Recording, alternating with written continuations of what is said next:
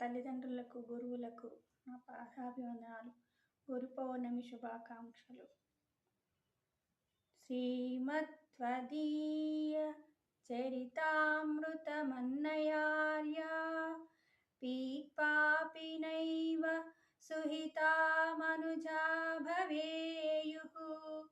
త్వం వెంకటాచలపతేరివ భక్తిసారం శ్రీతాళ్లపాక గురుదేవ నమో నమస్తే, నమో నమస్తే.